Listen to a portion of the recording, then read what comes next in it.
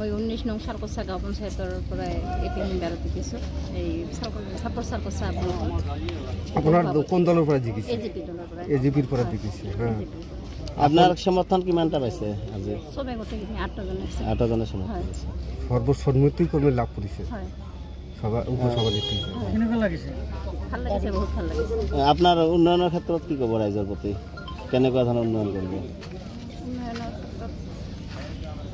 এইখিনি মানে সুবিধা আছে ৰাইজৰ চাই ল'ম আসলতে পঞ্চায়ত যিবিলাক পঞ্চায়ত আছে পঞ্চায়ত সমূহত কি সমস্যা আসলতে মূল সমস্যা বুলি আপুনি ভাবে কি সমস্যা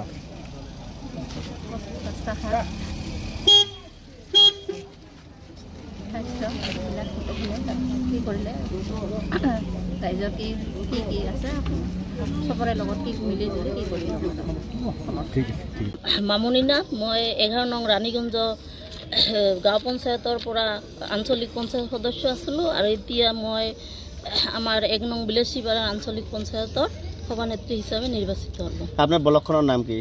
আমাৰ ব্লক 1 নং বিলেচিপাৰা খণ্ড উন্নয়ন খণ্ড। কেইখন ভোটত বিজয় হ'লে? মই 6খন 6টা ভোট আছে। আমাৰ 11খন আছিল মানে কংগ্ৰেছে 3খন পাইছে 2টা কেনসেল হৈছে। আজি শপত গ্ৰহণ হোৱাৰ পিছত আপোনাক কেনেকুৱা লাগিছে? ভাল লাগিছে বহুত হ'ব পাৰিছো বহুত দিনৰ পৰা এইটো। আগন্তুক দিনত ৰাইজৰ হকে কি ধৰণৰ কাম কৰিব উন্নয়নমূলক?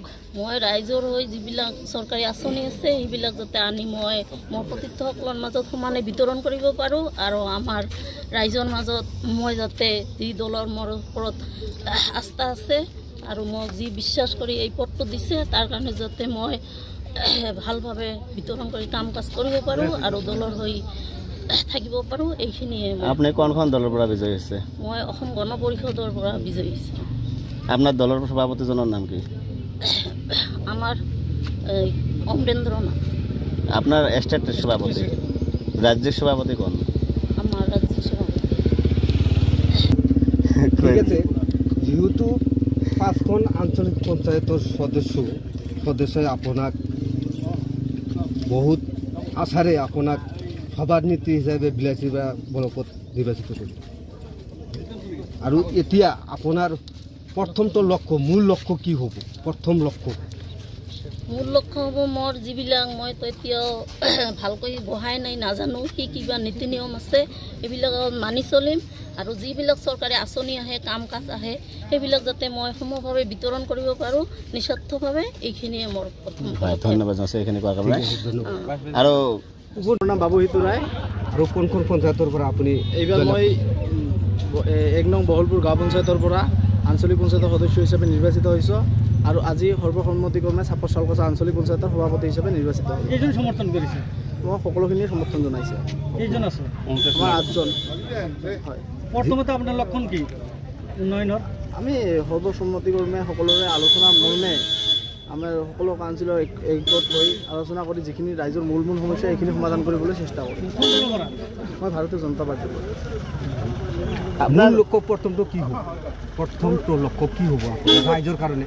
ৰাইজৰ কাৰণে যিখিনি মূল সমস্যা এইখিনি ৰাইজৰ লগত আলোচনা কৰি যিখিনি মূল সমস্যা এইখিনি সমাধান কৰিবলৈ চেষ্টা কৰিম। তথাপি আপোনাৰ প্ৰথমতে এনেকুৱা আপোনাৰ কেনটো মানে লক্ষণ যেনেকুৱা ৰাইজক প্ৰতিশ্ৰুতিটো বিভিন্ন দিয়ে বিভিন্নজনে আপোনালোকৰ তাতে কি এনেকুৱা অভাৱ হৈ আছে যে যেটো পূৰা কৰাৰ প্ৰথম মানে হেঁপাহ কৰিব আপুনি? মানুহৰ ৰাইজৰ যথেষ্ট অসুবিধা আছে সকলো অঞ্চলে। আমাৰ এই অঞ্চলটোৱে পিছপৰা অঞ্চল যিহেতু এইখিনি ৰাস্তা ঘাটৰ সমস্যা আছে যিখিনি যেনেকৈ পৰা যায় এইখিনি ৰাইজৰ লগত আলোচনা মৰ্মে যিখিনি প্ৰধান সমস্যা বুলি ভাবে ৰাইজে যিখিনি কয় মোক উপদেশ দিয়ে সেইখিনিয়ে মই মানে নিশ্চয় ভাল লাগিছে। ৰাইজক কি জনাব? ভোটৰ ৰাইজক ধন্যবাদ জ্ঞাপন কৰিছোঁ। ৰাইজৰ আশীৰ্বাদত আজি এইখিনি হ'বলৈ পাৰিছোঁ। ঠিক আছে। ভাৰতীয় জনতা পাৰ্টি আৰু অসম গণ পৰিষদৰ মিত্ৰ দলে নিৰ্বাচনত অৱতীৰ্ণ হৈ আজি 2টা ব্লকতে